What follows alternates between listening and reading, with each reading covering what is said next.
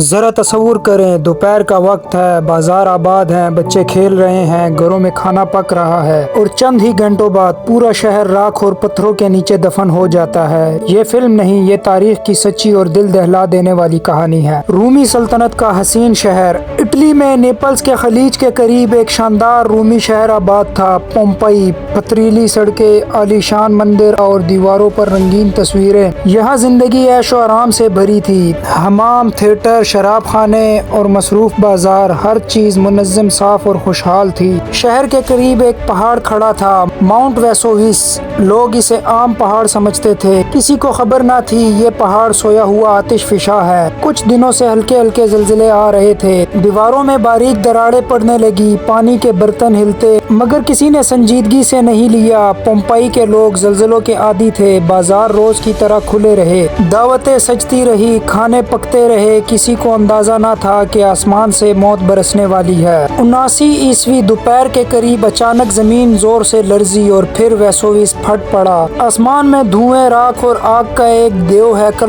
بادل بلند ہوا، سورج غائب ہو گیا، دن چند لمحوں میں رات بن گیا۔ لوگ سہم کر اوپر دیکھنے لگے۔ ابتدا میں لوگوں نے سوچا شاید یہ رک جائے گا، لیکن یہ تو بس شروعات تھی۔ اگر آپ کو حقیقی اور خوفناک تاریخی کہانیاں پسند ہیں تو ویڈیو کو لائک کر دیں، چینل کو سبسکرائب کریں اور بیل آئیکن کو پریس کرنا نہ بھولیے گا۔ چند ہی گھنٹوں میں پورا شہر اندھیرے میں ڈوب گیا، راکھ اتنی تیزی سے گرنے لگی کہ سانس لینا مشکل ہو گیا۔ چھتوں پر وزن بڑھتا گیا، کئی مکان منہدم ہونے لگے، لوگ بھاگ رہے تھے، کچھ شہر سے باہر نکلنے کی کوشش میں، مگر فضا زہریلی ہو چکی تھی، ہر سانس کے ساتھ راکھ پھیپڑوں میں جا رہی تھی۔ کئی خاندان اپنے گھروں میں چھپ گئے، دروازے بند کر لیے، انہوں نے سوچا یہ بس ایک طوفان ہے، گزر جائے گا، لیکن راکھ مسلسل گرتی رہی۔ کمرے بھرنے لگے، ہوا ختم ہوتی گئی، ماں باپ اپنے بچوں کو سینے سے لگائے خاموشی سے موت کا انتظار کرنے لگے۔ گھر دھوؤں سے بھر رہے تھے، لوگ سانس لینے کے لیے ترس رہے تھے۔ اندھیرا ایسا کہ باپ کو اپنا بیٹا نہ دکھائی دے، بیٹے کو اپنا باپ، اور پھر وہ آیا جس نے سب کچھ ختم کر دیا، موت کی تیز رفتار لہر۔ ماؤنٹ ویسوویس نے اپنا سب سے خطرناک وار کیا۔ شام کے وقت پہاڑ سے ایک جلتی ہوئی زہریلی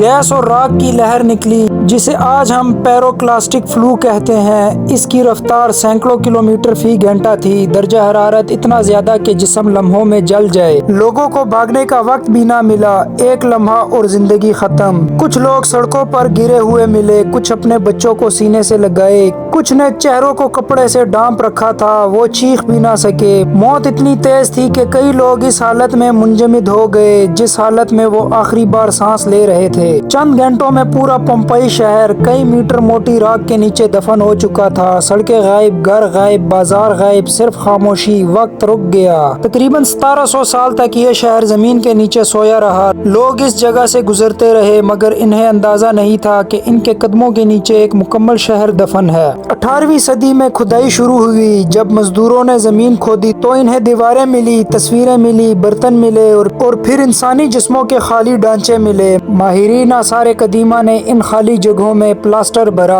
اور جو منظر سامنے آیا وہ دل دہلا دینے والا تھا۔ لوگ ویسے ہی محفوظ تھے جیسے وہ آخری لمحے میں تھے۔ پومپئی شہر ہمیں صرف تباہی نہیں دکھاتا، وہ ہمیں زندگی دکھاتا ہے۔ روٹی تندوروں میں ملی، سکوں کی تھیلیاں ہاتھ میں ملی، دیواروں پر محبت کے پیغامات ملے۔ یہ شہر اچانک ختم ہو گیا، لیکن اس نے تاریخ کو ہمیشہ کے لیے محفوظ کر دیا۔ آج بھی ویسوویس خاموش کھڑا ہے، لیکن ماہرین کہتے ہیں وہ سویا ہے، مرا نہیں۔ پومپئی ہمیں یاد دلاتا ہے کہ قدرت کے سامنے انسان کتنا بے بس ہے۔ ایک دن زندگی عروج پر تھی، اگلے دن سب کچھ راکھ تھا۔ یہ پومپئی کی کہانی، وہ شہر جو مٹا دیا گیا لیکن کبھی بلایا نہیں گیا۔